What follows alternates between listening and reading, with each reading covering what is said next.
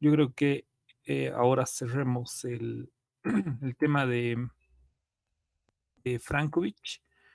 Cerremos con el mito de los hermanos enemigos. Y la próxima clase nos dedicamos a una breve, me animo a decir, introducción a Hesiodo, pero bueno, también me gustaría discutir un poco, como ya les había dicho, el foro, ¿no? Los comentarios que he ido leyendo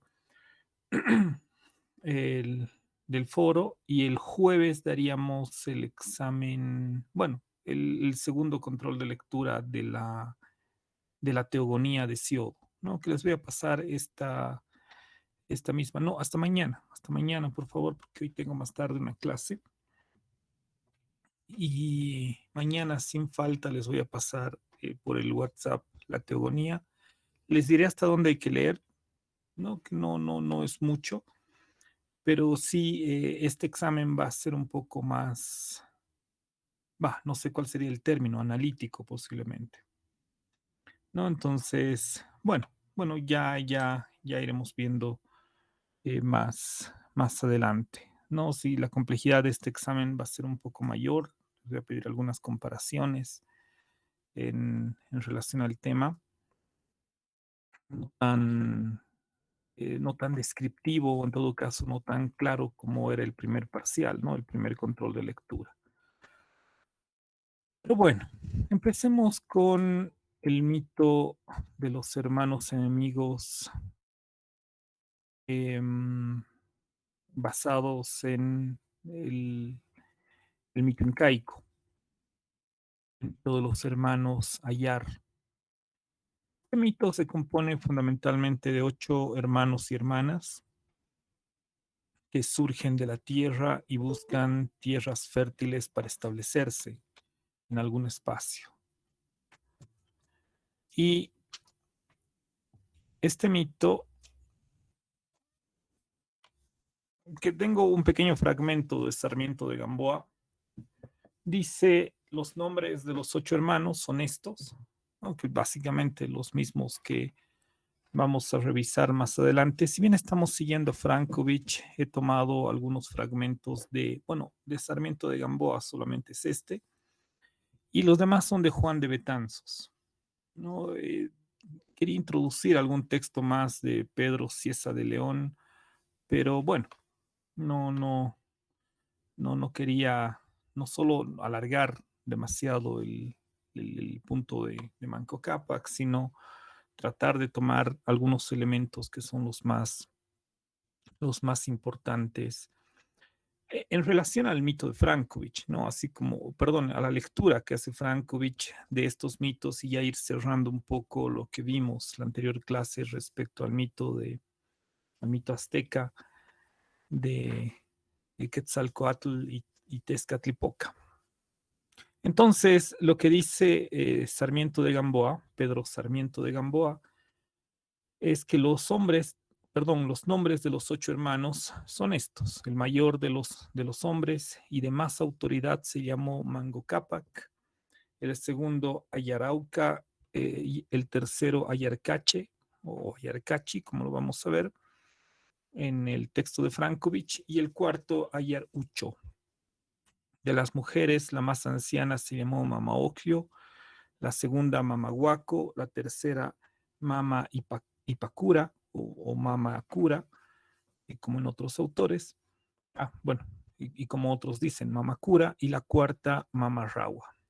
¿No? Son los 8 hermanos que surgen de la tierra, y en torno a ellos hará Frankovich una lectura del mito, aunque en realidad de los 8 hermanos solamente toma dos.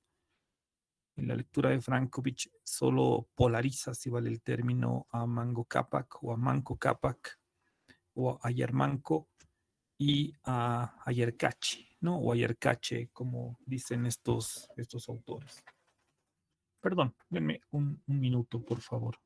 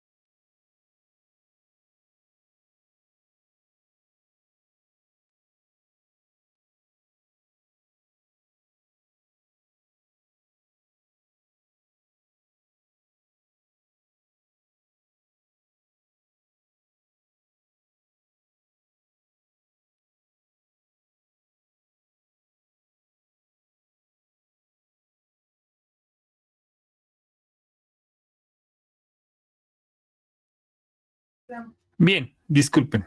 El mito de los hermanos Ayar empieza en Pacaritambo, cuando Alcaviza, que fue el cacique, como dicen algunos autores, y esto tomando a Betanzos, que fue el cacique de los 30 ayllus en el Cusco, obviamente antes del establecimiento del imperio, y es él quien precisamente abre la tierra para que salgan los hermanos Ayar, ¿no? Los fundadores, en particular Manco Cápac como el fundador del Gran Imperio. Aquí sí les pediría que me ayuden, por favor, en la lectura. A ver, vamos con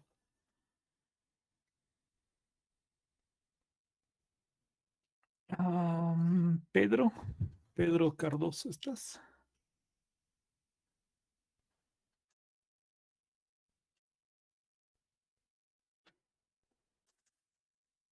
Entonces, vamos Si no, con... yo lo puedo leer.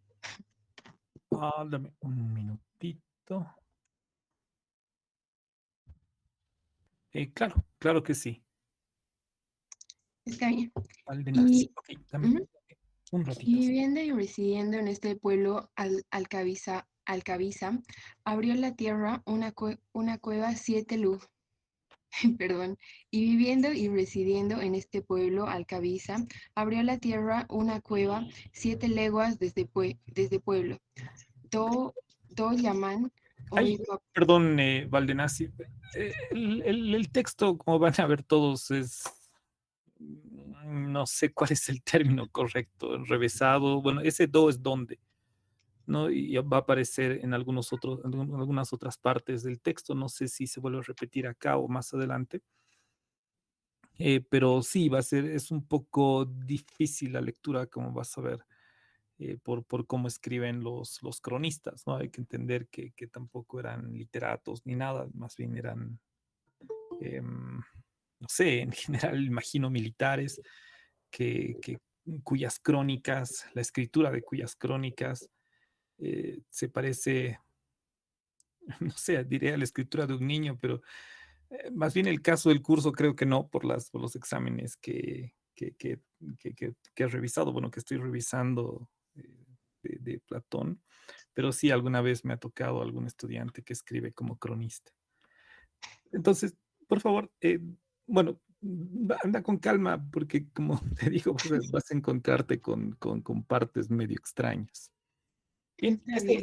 ese do sí lo puedes leer como donde, porque es así como va a aparecer en varias partes. Ya, entonces lo voy a leer de esa forma. Y viviendo y residiendo en este pueblo Alcabiza, abrió la tierra una cueva 7 leguas desde pueblo, donde llaman, hay, donde llaman hoy Pacaritambo. Un hombre podía Pacaritambo, que dice casa de producimiento.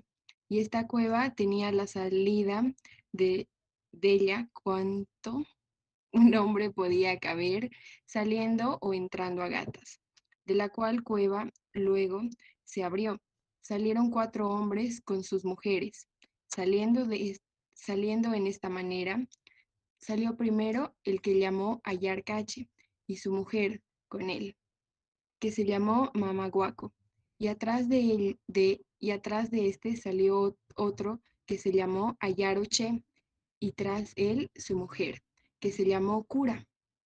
Y tras este salió otro que se llamó Ahuaca, y su mujer que se llamó Ragua Oclio. Y tras ellos salió otro que se llamó Ayarmango, quien después llamaron Mango Cápac, que quiere decir el rey Mango. Y tras este salió su mujer, que llamaron Mamá Oclio. Los 4 sacaron en sus manos de dentro de la cueva unas alabardas de oro, y en ellos salieron vestidos de una vestidura de lana fina, tejida con oro fino, y a los cuellos sacaron unas bolsas, así mismo, así mismo, de lana y oro, muy labradas, en las cuales en las cuales bolsas sacaron unas ondas de Niervos. Perfecto. Te agradezco mucho la lectura. Y mira, no está tan enrevesado como en el caso de algunos otros cronistas. Creo que Sarmiento de Gamboa creo que es un poco más complejo y hay otro igual que es muy interesante, además por cómo escribe, que es Joan de Santa Cruz Pachacuti. Entonces, en pocas palabras, Valdenazzi, ¿qué nos está diciendo el texto que acabas de leer? En resumen, creo que en este pueblo, Alcabiza, eh, como que se ha abierto ahí un túnel, un hueco, una cueva, de donde han salido cuatro hombres con sus respectivas esposas. Y creo que los principales serían el último que nos ha dicho que es Mama Ocllo y Mango Cápac, que creo que lo conocemos más como Manco Cápac, que dice Ujú. que más tarde va a ser conocido como el rey. Entonces, eso en resumen, que Sí, han traído con ellos bolsas y distintas cosas para labrar la tierra o vestimenta y todo eso. básicamente, y te agradezco mucho el comentario, sí, básicamente, y lo que me importa de este fragmento y por qué lo estoy tomando, es el hecho de que ellos salen de la tierra. Perdón, denme un minuto. Ellos salen de la tierra y más adelante no vamos a ver fragmentos de ello, con el caso de Ayarauca, por ejemplo, se vuelven piedra, el mismo Manco Cápac. Luego de gobernar, si no me equivoco, 140 años, se vuelve piedra. ¿No? Y es como un salir de la piedra y volver a la piedra que Frankovich lo entenderá, como ya veremos más adelante, ¿no? Que era tan importante dentro del mito la piedra porque era el pilar fundamental del imperio. Y ya veremos en ese sentido. Entonces, estos personajes salen de la tierra. Alcaviza es un personaje importante. Y bueno, este primer periodo, por lo menos Frankovich lo está entendiendo como el periodo preincaico, como un estado salvaje, ¿no? Sin dioses ni leyes. Los cronistas, por lo menos estos tres que les menciono, no mencionan algo así como un estado salvaje, no se ocupa de eso. Pero ya es una interpretación que hace Frankovich que le va a servir incluso para su lectura de la historia de Bolivia.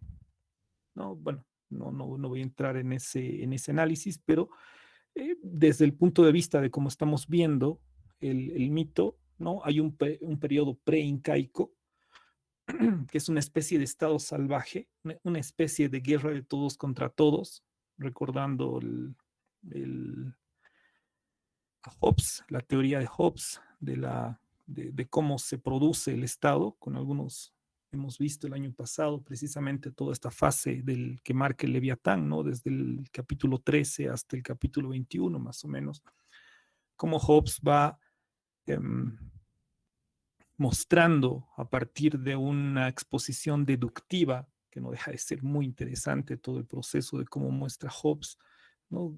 Como de un estado de guerra, un estado de naturaleza, el estado de naturaleza como tal, ¿no? Que es un estado de guerra permanente, pasa a un estado, a una sociedad con estado, ¿no? Pasa a la conformación del estado. En este caso, desde la perspectiva de Frankovich, hay como que una ruptura de este estado salvaje, él mismo dice, sin dioses ni leyes, a la constitución de un gran imperio, ¿no? Que ya veremos cómo se presenta esto. Los hermanos Ayar además salen de la tierra, como hemos visto, y se van en dirección al lago. El primero en salir es Ayarcache o Ayarcachi, como dice Betanzos. Sin embargo, como también hemos visto en el texto de Sarmiento de Gamboa y también aparecerá en el caso de Betanzos, bueno, aparece en el caso de Betanzos, Manco Cápac o Ayar Manco es el más importante, es el Manco Rey, en todo caso es el que está destinado a gobernar. ¿Qué pasa después según Betanzos.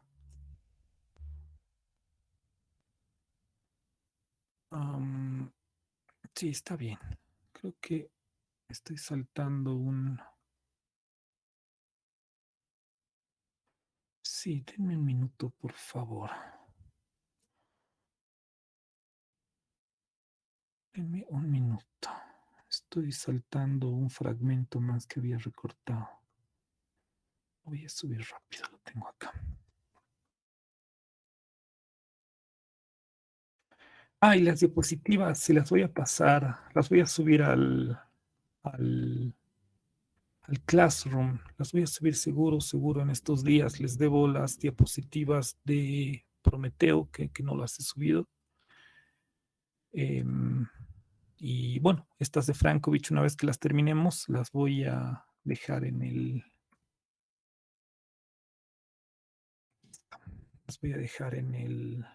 el Classroom para que las puedan revisar si lo desean, bueno, van a estar ahí. Ok, ahora sí. Me faltaba este fragmento, que es básicamente la presentación de Ayarcache.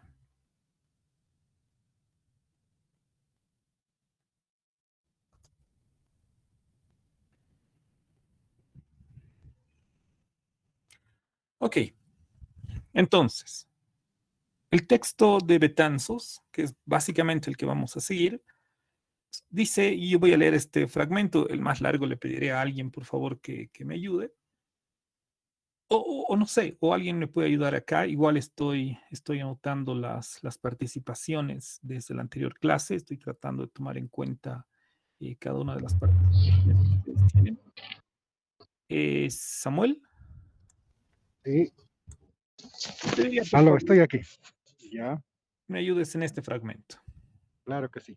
Ayer Cache, que fue el primero que salió de la cueva, sacó una onda y pasó en ella una piedra y tiróla a un cerro alto.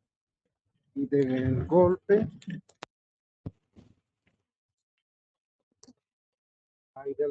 que dio, derribó el cerro e hizo en él una quebrada. Y asimismo tiró otros 3 piedras y hizo de cada una quebrada grande en los cerros altos, los cuales, tiros son donde los tiró hasta donde el golpe hicieron, según que ellos lo fantasean espacio de leguas y media legua. Perfecto. Te agradezco mucho, Samuel. Dame un minuto, me quedé leyendo. Ahora te anoto. Cualquiera, ok. Ya. Ya. Entonces, es un pequeño fragmento donde muestra, y no es el único fragmento, o sea, no es el único Betanzos que hace referencia a que Ayarcachi es el primero que sale de la cueva, ¿no? Si no me equivoco, Pedro Cieza de León también hace esa referencia. Si no me equivoco, si no estoy confundiendo con otro. Y Ayarcachi es entendido, es interpretado por Frankovich como un personaje bastante despreocupado y disoluto, que es uno de los términos que utiliza para describirlo. Lo mismo cuando habla de Rómulo y Remo, se refiere al disoluto Remo que es asesinado por su hermano, casi bajo el mismo esquema que vamos a ver ahora con el caso de los hermanos Ayar. Entonces, Ayarcache o Ayarcachi, que es el primero, empieza a generar desastres y los hermanos, al verlo, al ver las ondas, cómo destruía los cerros, dieron cuenta de su fortaleza, ¿no? De su fuerza y valerosidad, dice Betanzos, eso vamos a ver en el siguiente fragmento, y deciden enterrarlo en una cueva. No, lo ven un peligro finalmente a Ayarcache. Vamos a este fragmento, por favor. ¿Quién ¿Quién se anima a leer? Lisa, ¿ya lo puedo hacer? Claro que sí, Angélica. Ya.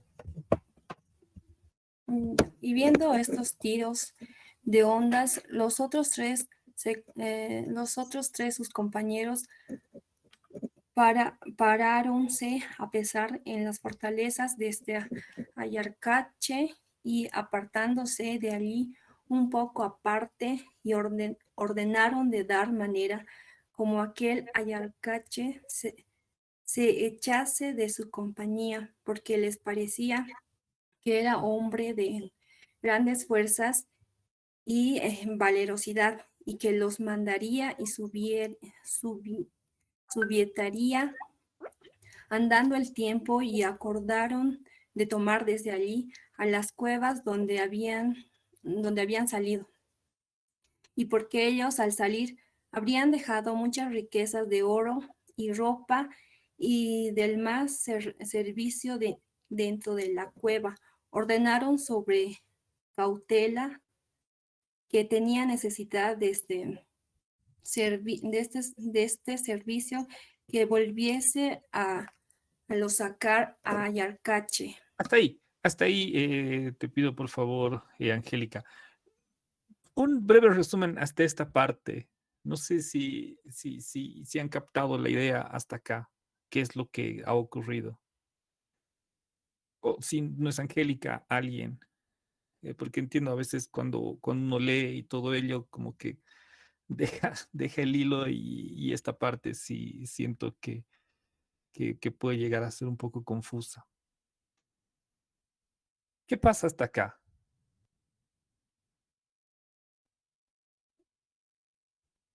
Como esa parte, que volviese a lo sacar a Yarcache, ¿no? El último que en realidad sería que lo volviese a sacar a Yarcache. ¿Qué pasa hasta acá?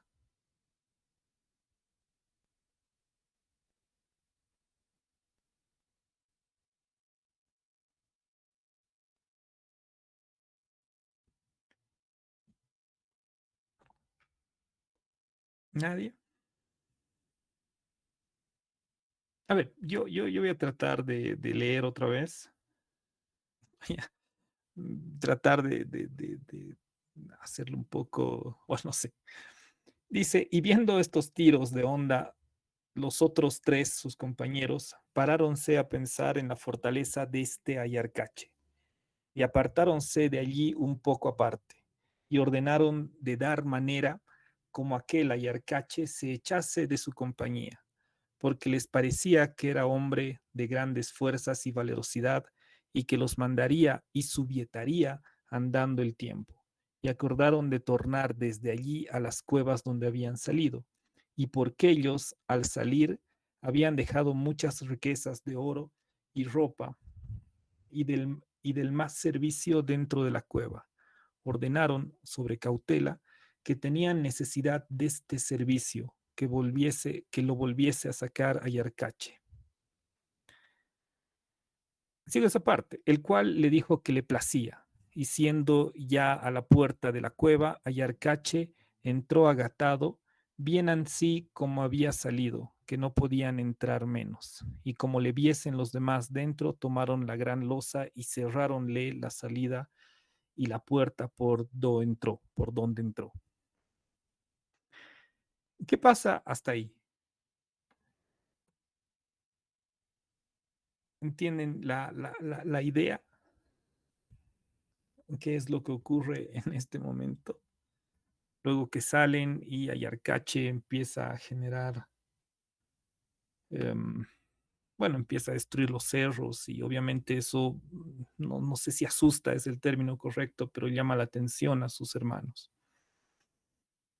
¿no? Entonces, desde la perspectiva, hagamos la interpretación que hace Frankovich. Evidentemente, Ayarcachi se presenta como un peligro para el proyecto para el cual se supone han salido los hermanos Ayar, ¿no? Frankovich lo presenta como una lucha entre ambos. No sé si hay algún cronista que plantea esto. Entiendo que Frankovich lee a Betanzos y no recuerdo a qué cronista más, pero no es Ciesa de León ni, uy, ¿cuál era el primero que vimos? Sarmiento de Gamboa. Pero, ¿qué pasa en este punto? Frankovich entiende que Ayarcachi es un peligro, ¿no? Y por tanto se enfrenta a Ayarmanco. En realidad, más que se enfrenta, son los hermanos quienes lo engañan. Le piden que vuelva a la cueva para sacar las riquezas y el oro que habían dejado. Y una vez que Ayarcachi entra, colocan una piedra, ¿no? Una gran losa, dice acá, y prácticamente encierran al hermano, ¿no? Porque era considerado un peligro para el proyecto que se estaba gestando en ese momento, eh, o que al proyecto para el cual se supone que los hermanos Ayar han salido de la tierra.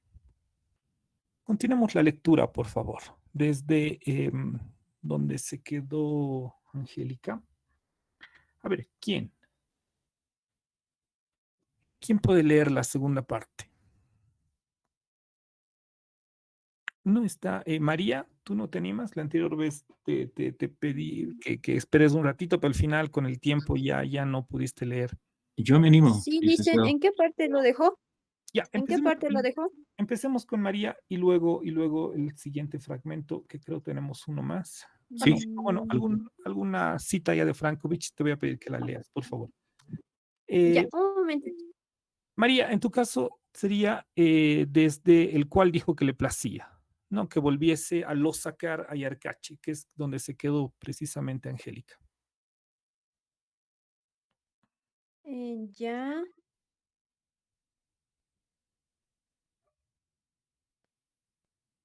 Ya, de las cuevas donde salió, y por aquellos al salir había dejado muchas riquezas de oro y ropa y más servicios dentro de la cueva, ordenando sobre cautela que tenía necesidad de este servicio, que volviese a lo sacar a Yarkachi, el cual dijo que le placía, y siendo a la puerta de la cueva, a Yarkachi entró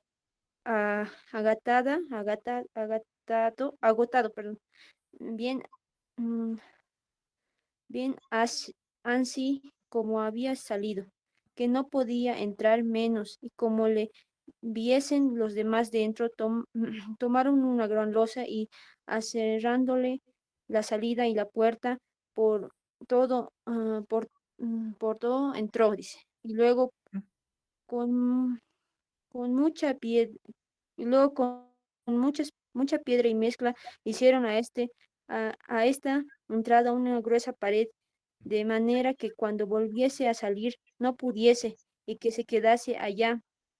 Y esto acabó. Estuvieron ahí hasta que dente a cierto raro oyeron como daba golpes en las losas de dentro a Yarkachi. Hasta ahí. Gracias. Gracias, María. Entonces, Ayarcachi se presenta como un peligro, es encerrado finalmente por los hermanos, es engañado, ¿no? Aunque Frankovich va a presentar como un enfrentamiento, más o menos algo similar a Quetzalcoatl y Tezcatlipoca, como vimos, aunque igual en el mito de ambos, Tezcatlipoca engaña a Quetzalcoatl, le hace tomar el pulque y finalmente termina sumamente avergonzado, ¿no? Como vimos la clase anterior. En este caso, los hermanos le piden que recoja el oro que han dejado y lo encierran. Y a partir de este momento, Frankovich entiende que es Manco Cápac quien toma las riendas de los hermanos, prácticamente los borra, ¿no? Y asume que él, tras el encierro de Yarkachi, quien se presentaba como un peligro para la construcción del imperio, entonces es Manco Cápac quien sienta las bases, ¿no? Quien pone las bases del imperio, crea leyes, crea instituciones y establece una organización sumamente rígida. Vivió 140 años, como les había comentado hace un momento. Fue adorado y reconocido como el Hijo del Sol y tras su muerte se convierte también en una estatua de piedra.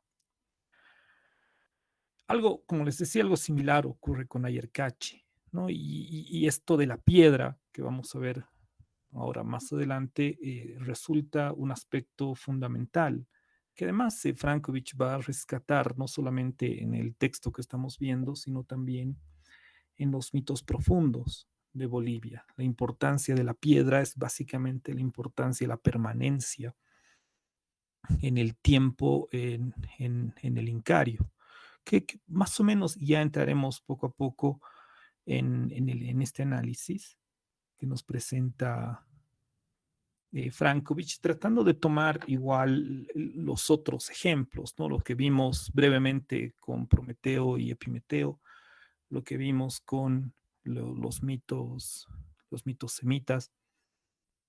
Entonces, según Frankovich, Manco Cápac se caracterizaría por ser un personaje austero, metódico y exigente que se somete a sí mismo y que trata de someter a los demás a una disciplina rigurosa y a un orden inflexible, ¿no? Por oposición a la persona que tiende a ser aventurera, disoluta, como dice Frankovich, tanto de Remo como de Yarkachi, ¿no? El otro lado, el otro extremo, el caso de Abel, obviamente desde la mirada semita, este personaje se presenta como el sumiso, el obediente. Desde este punto de vista, este personaje, que sería lo opuesto al tipo aventurero, sería más bien una persona que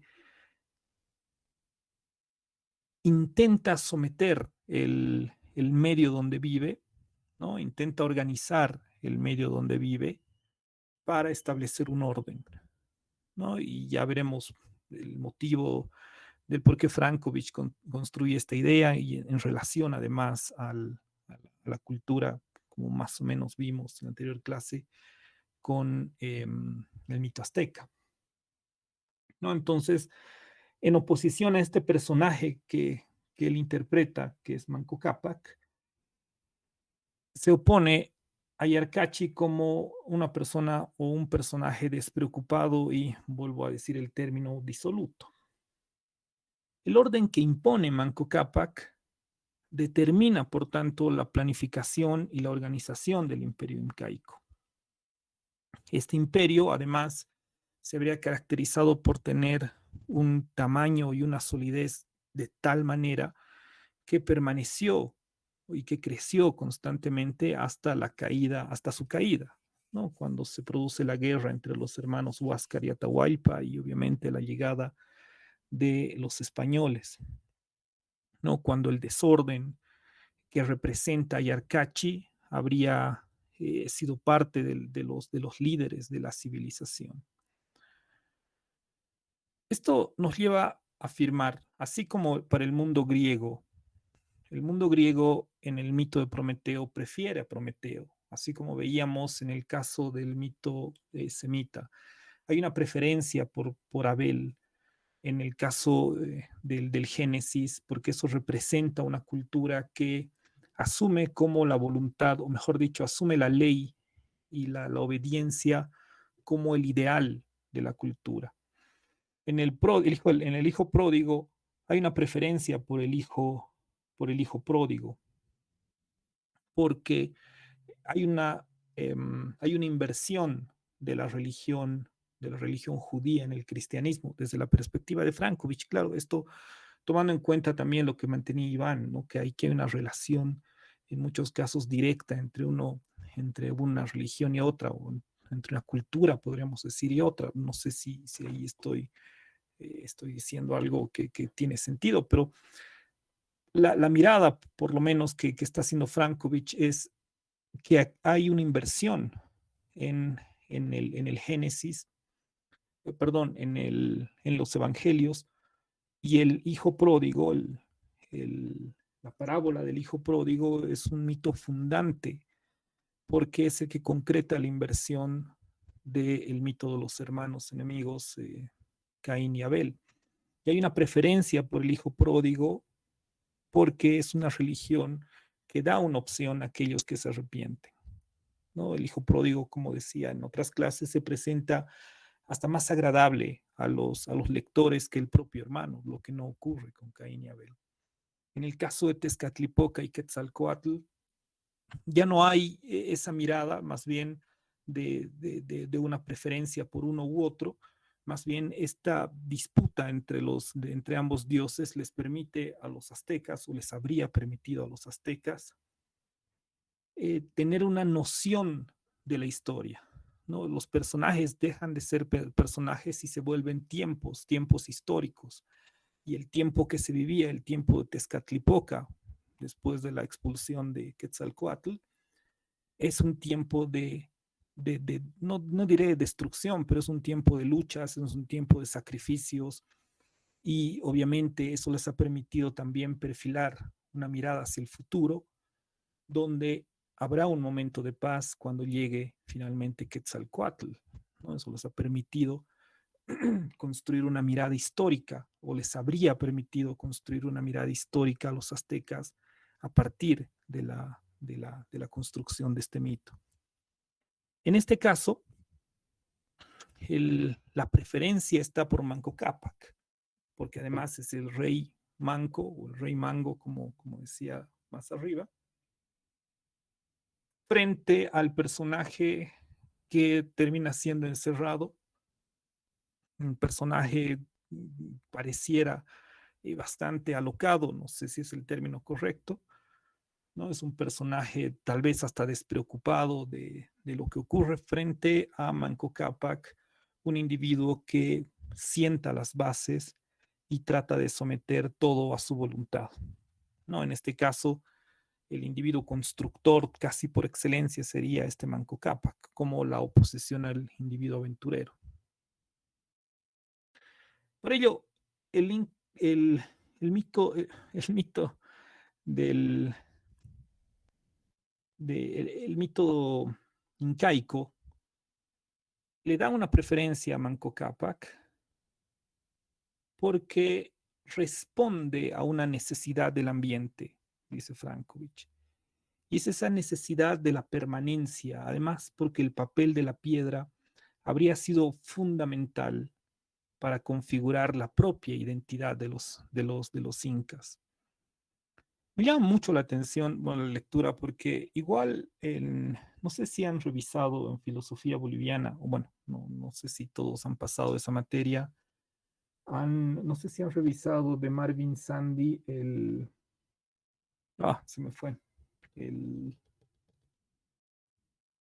ahora me voy a acordar, tiene un texto donde precisamente Sandy hace una polaridad entre lo que él llama el Homo callado y el Homo faber, ¿no? El Homo faber europeo y lo que él llama el Homo callado, que es básicamente el indígena de los Andes, la persona que permanece en el silencio, que tiene mucha relación, además que toma un fragmento de una poesía de Tamayo que hablaba sobre la piedra, que está en relación a la identidad con la piedra, que parece ser un aspecto que no ha dejado de llamar la atención a algunos personajes, bueno, a algunos autores, en este caso a Frankovich. Aquí sí te pediría, por favor, no sé quién habló hace un momento, que podía leer el texto.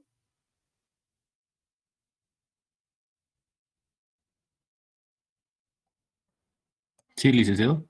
Heinz, te pido por favor me ayudes con este segundo fragmento.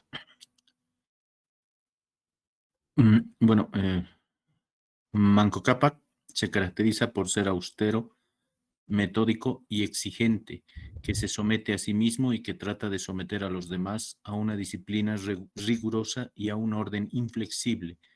Frankovich, 1970, página 156. Súper, te agradezco. Ahora el siguiente, por favor. Es significativo asimismo, dentro del mito inca, el papel que tiene la piedra.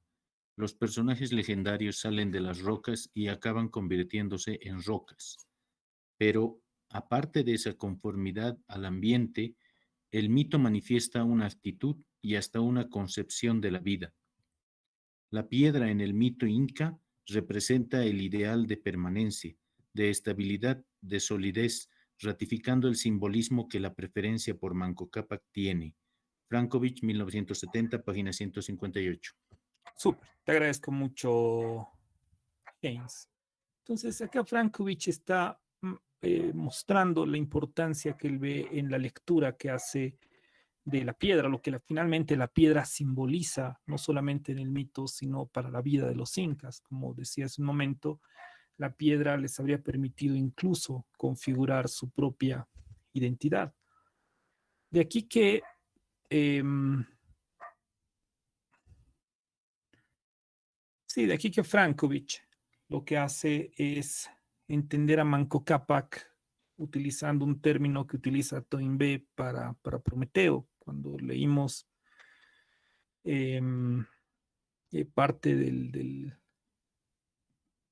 no, mentira, es para Caín, si no me equivoco, cuando Toynbee habla del héroe civilizador, ¿no? Del Homo faber. No, acá Frankovich toma el término, el héroe civilizador de Toynbee, para atribuirle el término a Manco Cápac.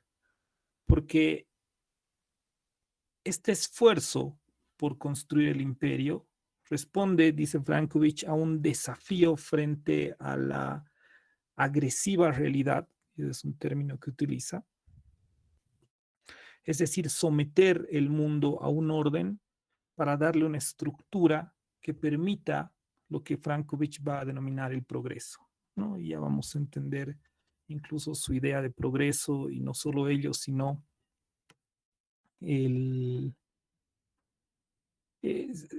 podríamos incluso ver la línea ideológica que tiene Frankovich claramente con estas lecturas que hace. Obviamente Frankovich es un enemigo de las revoluciones, de los cambios bruscos, ¿no? De ahí que cuando ya entremos a un último análisis de estos dos tipos humanos ante la historia, faltan 2 diapositivas para eso, una, si no me equivoco, porque habrá un tipo humano que sería el tipo prometeico frente al tipo humano Manco Cápac, que es como él termina llamándolos, ¿no? Que es básicamente el tipo humano aventurero frente al tipo humano constructor. La rigurosidad con la que se presenta Manco Cápac para dar lineamientos a la sociedad es lo que, en palabras de Frankovich, funda un gran imperio. Uno de los motivos, por ejemplo, por el cual los griegos nunca habrían podido lograr un imperio, ¿no? Bueno, sin tomar en cuenta el imperio creto-micénico de hace aproximadamente 1200 años antes, pero luego de la caída del imperio, nunca se logró construir o reconstruir un gran imperio, porque la preferencia que se daba estaba en función de el individuo aventurero, aquel que se lanza a la lucha, aquel que no se caracteriza por la planificación de la vida, de la naturaleza, la organización básicamente del ambiente. De ahí que Frankovich saca 4 características del tipo constructor, es decir, del tipo Manco Cápac. Y dice, el constructor, el tipo Manco Cápac, ¿no? Por oposición al tipo aventurero, tiene una voluntad de orden, es decir, una voluntad que responde a una necesidad de tener el control de la situación, ¿no? Los tipos humanos constructores no se sienten seguros de su liderazgo si no sienten que ejercen el control del ambiente, de sus subordinados, de todo lo que finalmente los rodea. Esto los lleva a una necesidad de seguridad, es decir, es un tipo de necesidad que se refiere a necesidades tanto materiales para resguardar la vida, pero también esta necesidad de seguridad se refiere a la creación de instituciones jurídicas, políticas, administrativas, que permitan organizar y dar seguridad a la vida en sociedad. También una característica de este tipo humano sería la exigencia de estabilidad. El tipo constructor no solo tiene la necesidad de proponer instituciones que provean seguridad, sino que estas además deben perdurar en el tiempo, porque es una forma, las instituciones y la creación de instituciones es una forma para evitar las contingencias, ¿no? Además que perduran y se asume, por lo menos Frankovich lo asume de esa manera, que las instituciones, eh, no sé si es el término correcto, pero se superan permanentemente, ¿no? Hay un progreso en las instituciones, en el funcionamiento de las instituciones. Y tanto la voluntad de orden como la necesidad de seguridad, como las exigencias de estabilidad, fundamentarían la necesidad de este tipo humano de prever el futuro, ¿no? La necesidad de previsión, que según Frankovich, desde los inicios de la civilización, y esto en términos generales, la planificación ha sido un factor determinante del crecimiento, ¿no? Y luego, obviamente, como una preocupación principal de las instituciones.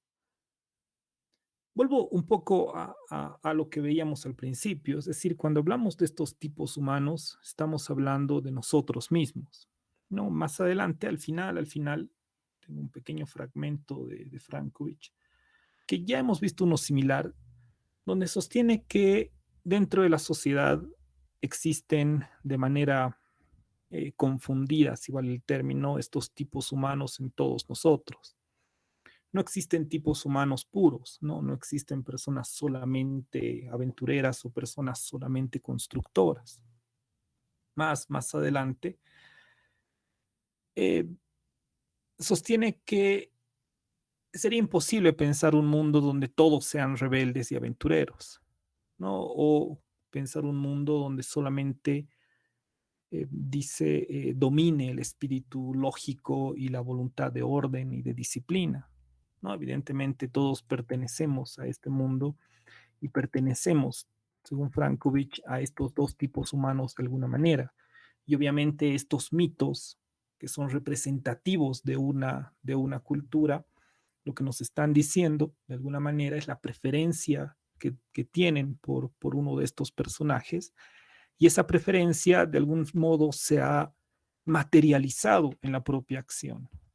Vuelvo a lo que decía hace un momento, si los griegos han preferido el tipo prometeico es porque ellos preferían ese tipo de acciones, ¿no? Había una preferencia por el guerrero, por eh,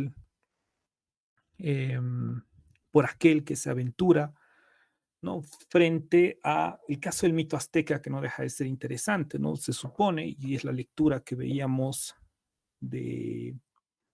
no solo de Frankovich, ¿no? La lectura que veíamos de Paul Westheim, lo que decía era que hubo un tiempo de Quetzalcóatl, ¿no? Antes de que fuera expulsado por Tezcatlipoca, donde se construyeron las instituciones. Era un tiempo de, no sé si es correcto, un tiempo de oro, como más o menos se plantea en el mundo griego, la edad de oro o la edad dorada de Cronos, dependiendo de momentos donde ha habido un florecimiento de la cultura, pero ellos entendían, y no solo desde Frankovich, sino desde el texto que vimos de Paul Westheim,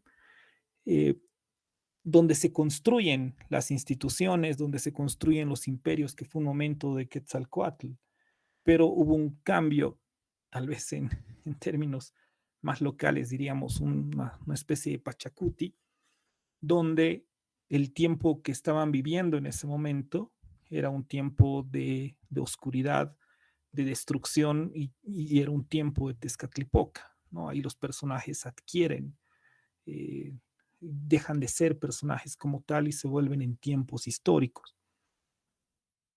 En este caso, bueno, en el caso de Manco Cápac, hay una preferencia en el imperio por este tipo de personaje, porque es finalmente el que ha sido, o bueno, el tipo humano que ha dirigido la construcción del imperio, representado obviamente en el mito de Manco Cápac, o de los hermanos Ayer tiene estas características, ¿no? De haber, como decía hace un momento, de haber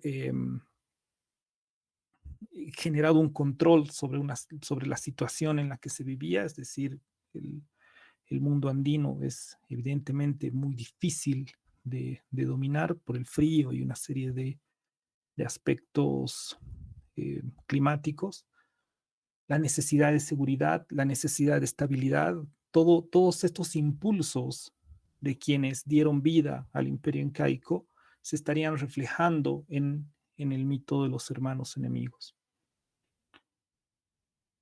Y por ello, y bueno, la pintura que ven ahí es una pintura de Mondrian.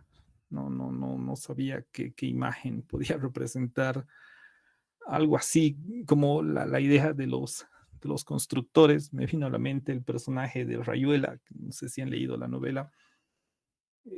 Hay mucho entre la diferencia entre la maga y Horacio. Hay una diferencia entre dos pintores, ¿no? Entre Mondrian y Viera da Silva, si no me equivoco, no me acuerdo, es otro pintor, bueno, que obviamente pintan, o Paul Klee, ¿no? El caso de Mondrian y Paul Klee, uno que pinta sueños y el otro que parece muy geométrico, ¿no?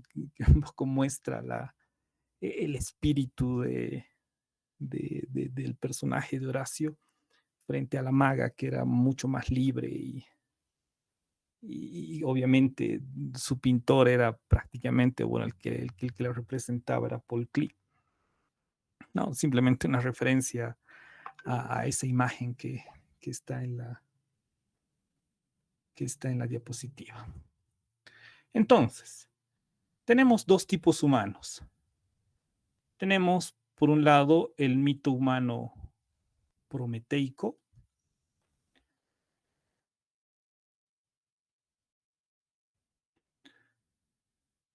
que viene obviamente del mito griego de Prometeo y Epimeteo. Hemos visto que Prometeo representa el coraje y la rebeldía ante la autoridad frente a una actitud pasiva y de impotencia que es la de Epimeteo. No es incapaz de proveerle algo a los seres humanos y cuando se da cuenta de su error no puede hacer nada, es incapaz de hacer algo y Prometeo decide tomar acciones inmediatas, como Frankovich ha leído tanto el texto de Platón, ¿no? De la boca bueno, es el texto de Platón, pero el personaje que cuenta el mito es Protágoras, pero también ha leído el texto de Esquilo.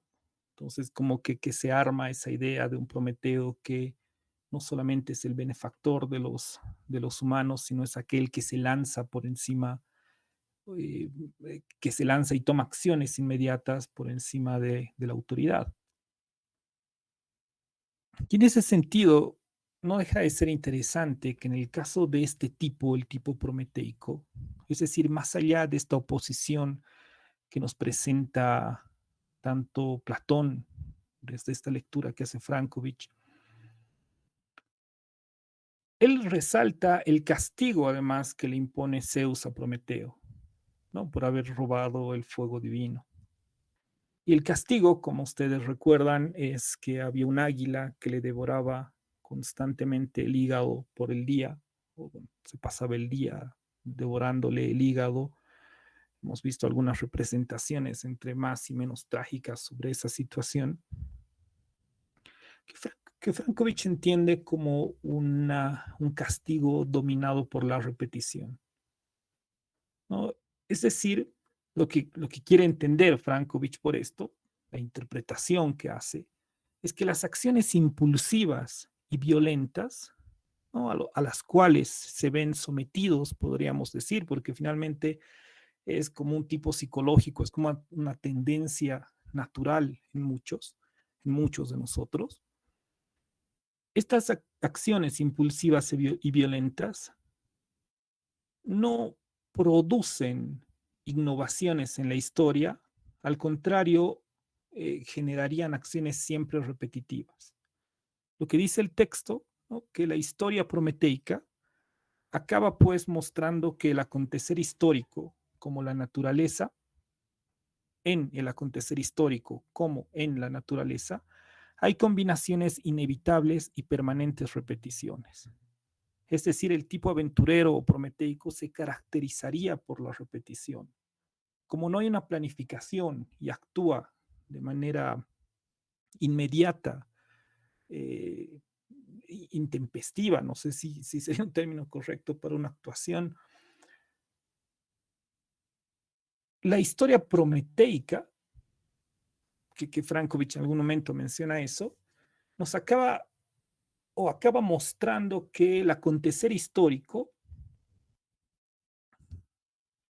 no solo se conforma de innovaciones, como veremos, ya imagino que ya están viendo la polaridad, ¿no? Que si por un lado hay repetición, que si el acontecer histórico o la historia prometeica lo que hace es generar repeticiones, obviamente la historia eh, del constructor, la historia de Manco Cápac, es una historia que más bien va a generar innovaciones, ¿no? Es decir, el espíritu prometeico, que ha sido decisivo para el mundo griego, ha sido uno de los impedimentos, como decía hace un momento, para la constitución de un gran imperio, quedando siempre reducido a pequeñas ciudades y constantes conflictos, lo cual es sumamente cierto, podríamos decir, por lo menos en esa pequeña lectura que hicimos el año pasado, desde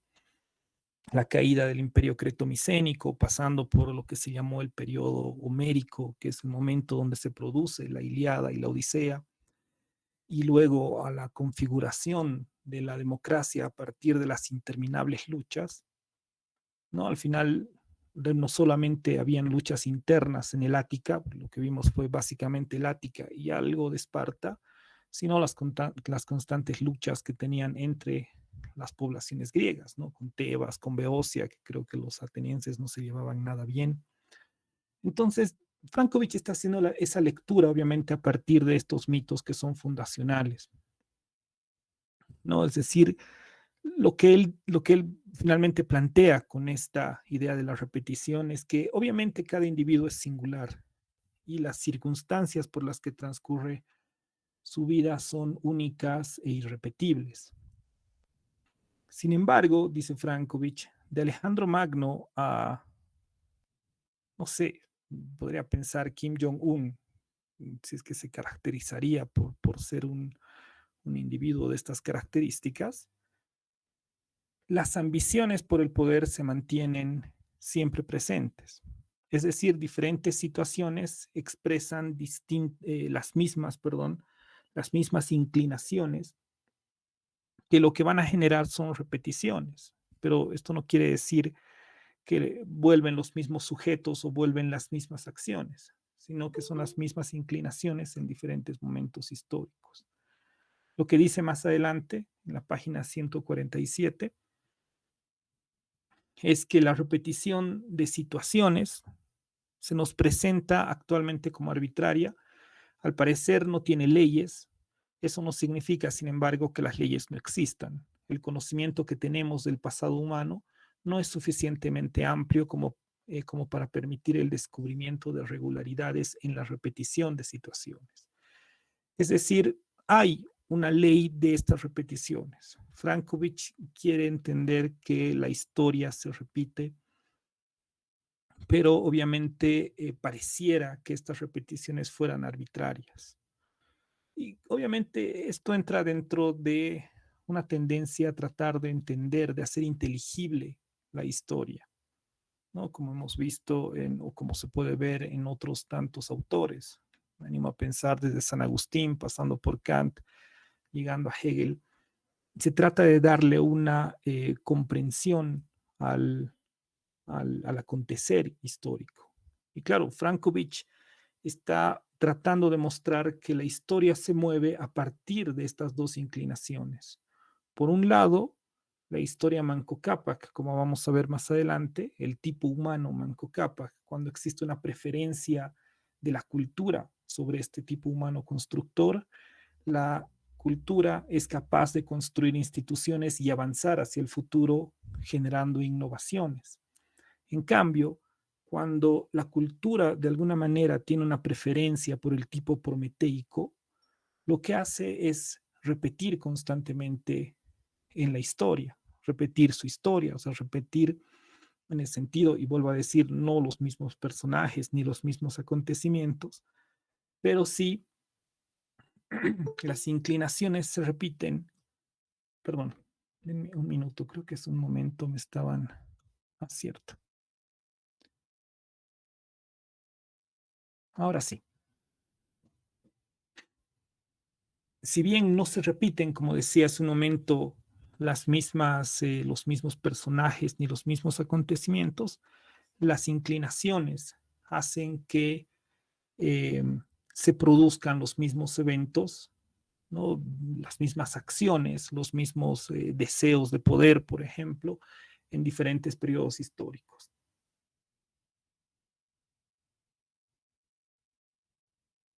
Según Frankovich, debido a las limitadas combinaciones del tipo prometeico, porque él quiere entender que estas repeticiones no son, o sea, por el mismo hecho que no son creadoras de algo nuevo, estas combinaciones, estas acciones, estas inclinaciones del tipo prometeico eh, son limitadas, es decir, es una combinación de acciones limitadas. Y por ello la historia siempre se repite cuando es el tipo prometeico quien decide quien decide ser el sujeto de la historia, ¿no? Y por ello en este segundo fragmento lo que veíamos es que si bien pareciera que las acciones de los tipos prometeicos son abruptas, eh, son inmediatas y parece que no existiera una ley en estas acciones, él entiende que sí. Tal vez no estamos en un tiempo, o tal vez no ha pasado demasiado tiempo para realmente entender cómo funciona la historia a partir de de este tipo humano, pero él cree que existe una ley que vaya a regir este tipo de historia. El otro tipo humano es el tipo Manco Cápac, como hemos visto hace un momento. Es decir, es el tipo humano constructor que Frankovich llama el tipo constructor, representado tanto en el mito de Manco Cápac como en el mito de Rómulo y Remo, ¿no? Cuando Remo mata al disoluto Rómulo, casi en un mismo momento que Manco Cápac encierra, aunque por lo que hemos visto en realidad parece que Ayarcachi se presenta como un personaje peligroso y por ello termina siendo encerrado por sus hermanos, y es Manco Cápac quien toma, por decir algo, la batuta de de la construcción del imperio. Entonces, a diferencia del tipo prometeico, que se ve envuelto en la repetición histórica, porque sus propias acciones, sus propias inclinaciones se repiten en los personajes y eso genera que la historia no solo no avance, ¿no? Porque Frankovich dice no hay retrocesos en la historia, solamente hay repeticiones, ¿no? Hay repeticiones y progreso, es decir, y avance, que es la idea que también va a manejar Frankovich del progreso. Entonces, muy diferente al tipo prometeico está el tipo constructor, ya que fue Manco Cápac quien no solo establece los lineamientos del imperio incaico, ¿no? De un gran imperio, es el promotor del progreso, como dice el primer texto.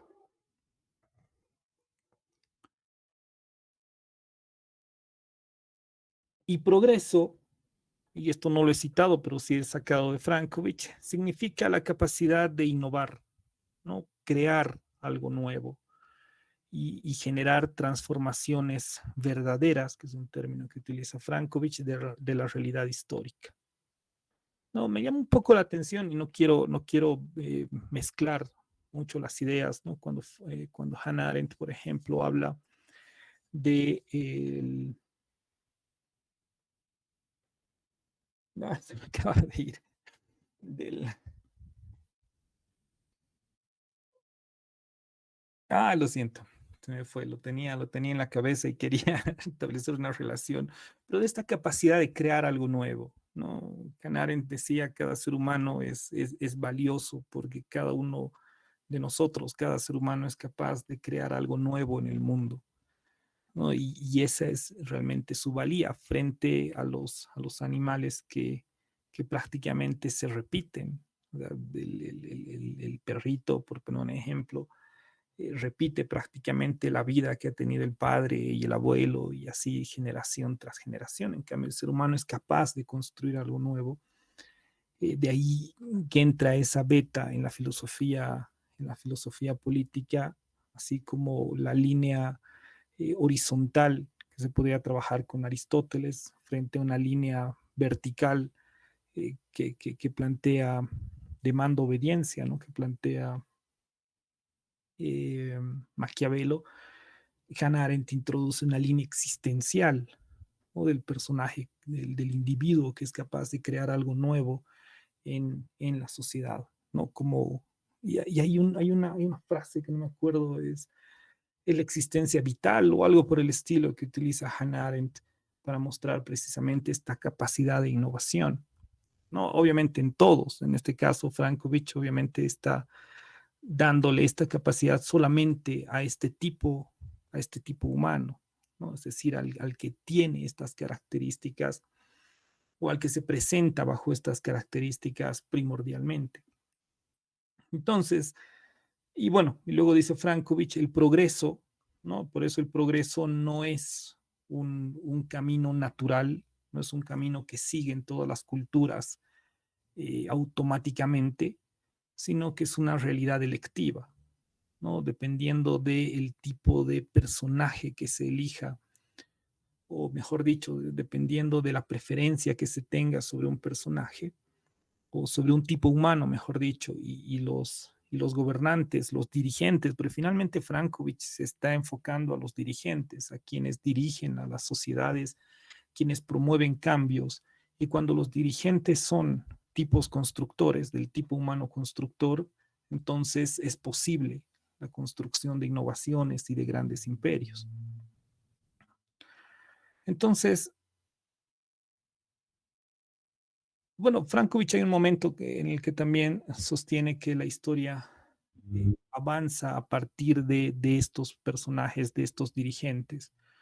No hay un desenvolvimiento impersonal como ocurre con el espíritu hegeliano, lo que dice, ¿no? Y son los dirigentes de las diferentes sociedades quienes determinan el progreso o la repetición de la historia, ¿no? O el retroceso, dice en algún momento, pero luego aclara que no hay retrocesos en la historia, sino repeticiones.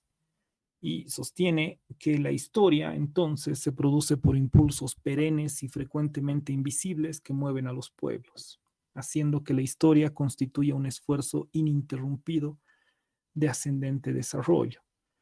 Obviamente refiriéndose al espíritu, o mejor dicho, al tipo Manco Cápac, es decir, bajo este tipo histórico, o mejor dicho, bajo este tipo humano, la historia, que es también un impulso, como lo que pasa con el tipo prometeico, lo que hace es, en la planificación y todos los elementos que vimos, en las características que vimos hace un momento, ¿no? Esa voluntad de orden, la necesidad de seguridad, esa exigencia de estabilidad y la necesidad de previsión, todos esos elementos que caracterizan al tipo humano Manco Cápac son los que llevan finalmente a las sociedades al progreso, a esta idea que Frankovich también va a manejar de progreso. Obviamente, Frankovich es también un hijo de su tiempo y estamos hablando de un momento, o por lo menos él ha crecido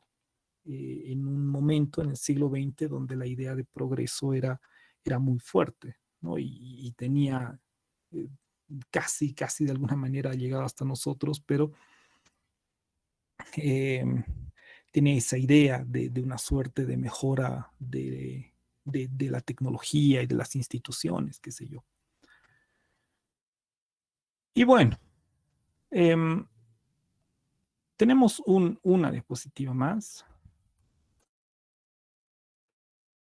que es precisamente lo que les decía. Más allá de seguir explicando, solamente voy a leer esto. Si es que hay algún comentario que posiblemente lo haya, o alguna pregunta, voy a leer solo esta diapositiva más, que dice: no es posible imaginar un mundo en que todos los hombres sean rebeldes y aventureros.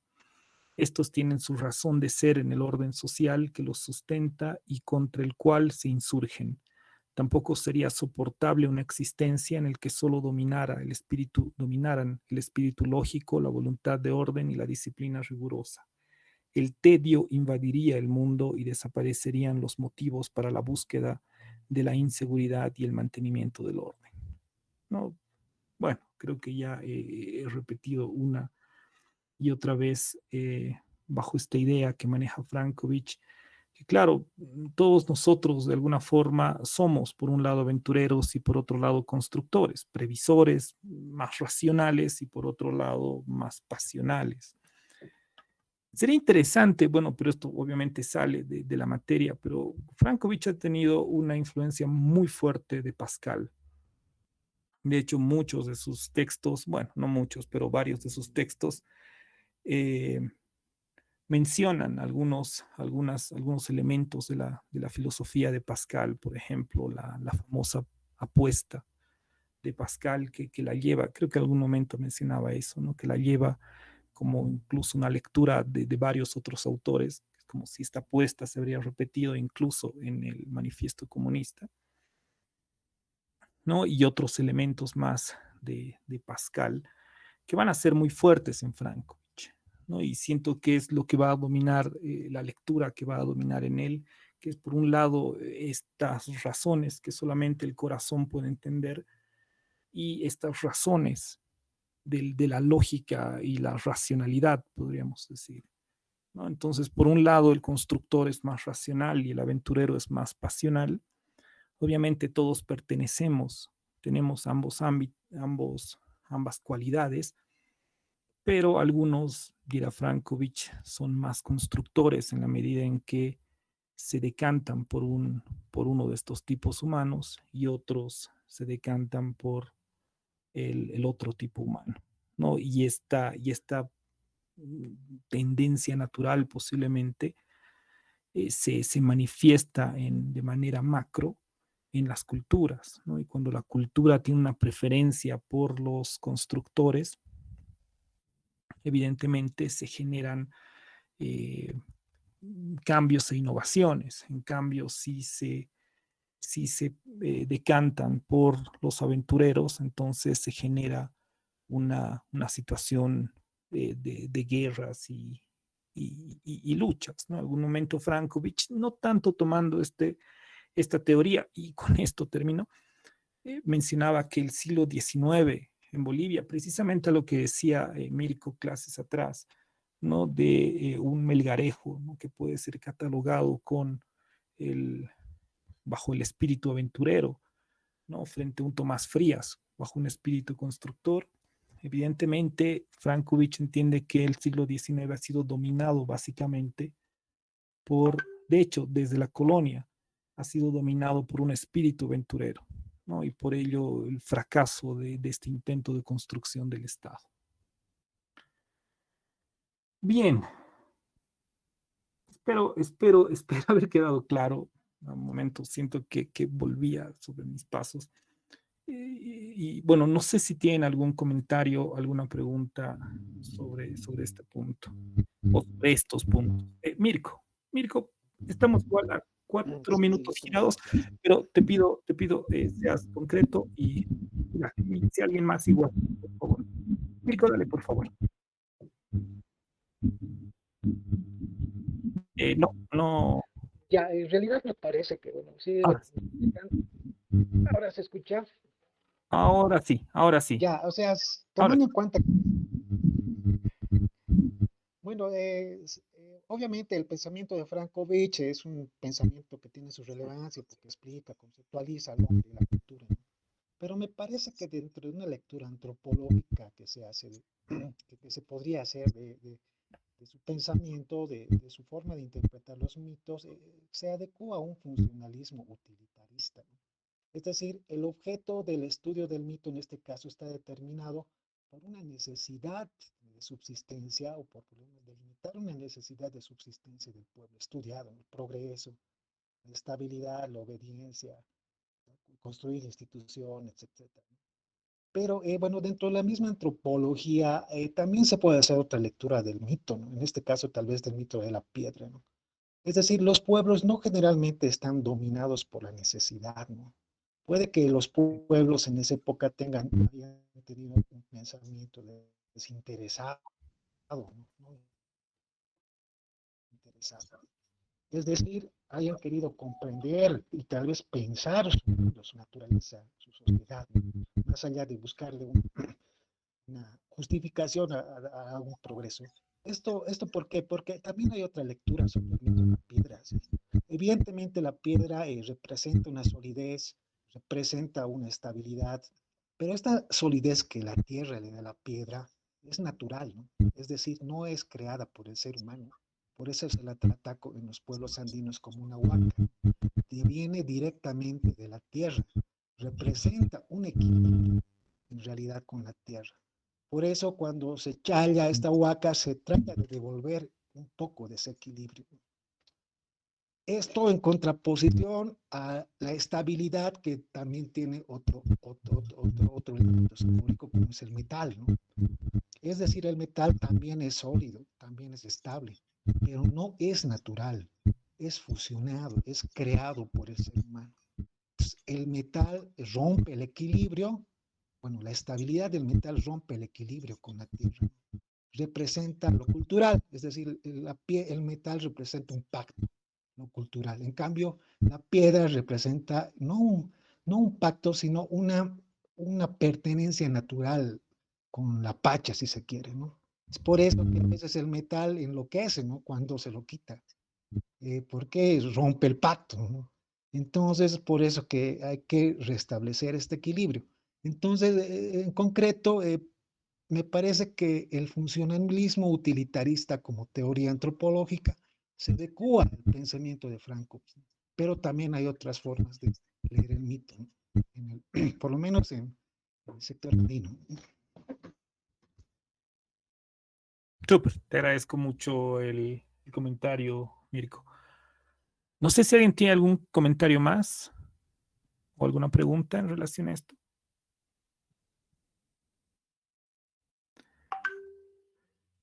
Bien, entonces, nos veríamos el día, el martes. El martes vamos a revisar, por favor, el caso de el caso del foro. Me gustaría que veamos algunos puntos para ya finalmente ir cerrando toda esta parte. Y el jueves vamos a tener un control de lectura de SEO. Yo creo que el jueves nos vamos a dar más tiempo. Posiblemente pasemos directamente al control de lectura a las 6. Como les digo, va a ser no tan claro, no sé si el término es correcto, tan descriptivo como las preguntas que les hice en el caso de Platón. Está sumamente simple el examen. En este caso voy a indagar algunos elementos más para que puedan hacer una lectura más atenta del caso de la teogonía. ¿No? Hasta mañana les voy a pasar el texto de la teogonía, hasta donde les voy a pedir que lean. Y el jueves estaba pensando toda la teogonía y de una vez avanzamos todo. Pero hasta mañana, por favor, les voy a pasar el texto para que puedan leer, que no es muy largo.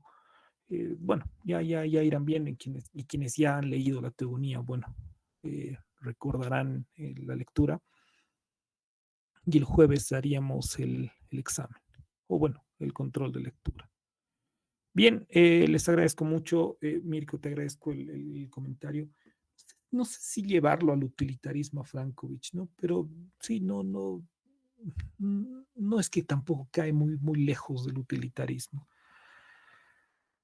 Es una cosa medio extraña, ¿verdad? Es una mezcla entre Pascal y el positivismo, Frankovich, ¿no? Y eso, esto que decías de esta mirada vitalista, además utilitarista, no es utilitarista, bueno, vitalista, sí, también cae en la mirada, además que esta idea del progreso, además que va a manejar Frankovich, y la idea de que solamente los constructores hacen la historia, son los que generan el avance frente a la mirada, claro, no será completamente negativa, pero tiene, o sea, la mirada frente al aventurero, al que denomina el tipo aventurero, el tipo prometeico, también muestra, ¿no? El- su, su no parecer, si vale el término, frente a las corrientes que van a generar cambios en la sociedad, ¿no? Para Frankovich no pueden haber cambios abruptos, ¿no? Y eso está bien marcado en su filosofía, aunque no tenga una filosofía política como tal, pero en estas lecturas que hace de la historia es clarísimo. No, no, para él no pueden haber cambios abruptos, eso no está bien porque desordena, incluso en su misma vida, cuando postuló como vicepresidente junto a, uy, no me acuerdo, cuando estuvieron contra Guachaya, cuando perdió frente a Guachaya y Mamerto Urriolagoitia, pese a que después, cuando se genera la revolución y entramos en un nuevo periodo de la historia, ¿no? Todo el nacionalismo, Frankovich no ve con buenos ojos todo ese proceso. Y él incluso habla en algún momento de su experiencia como que fue un momento de racionalidad donde participamos como caballeros o algo por el estilo en una elección que ganó justamente Huachaya, ¿no? Entonces, hay obviamente también una mirada bien marcada en Frankovich, que bueno, no lo desacredita finalmente, como dices, finalmente es un personaje que creo que ha leído bastante y como él mismo se presenta, más que como un filósofo, como un eh, divulgador de ideas ajenas, ¿no? Que trabaja muy bien otros autores. Es un personaje agradable además para leer. Pero bueno, no les quito más tiempo, ya estamos a 12 minutos sobregirados. Les agradezco mucho haber estado en la clase. Bueno, que tengan un buen fin de semana y nos vemos el día martes. Que les vaya muy bien. Hasta luego, buenas noches. Hasta luego, que les vaya muy bien. Hasta luego, Lick. Gracias.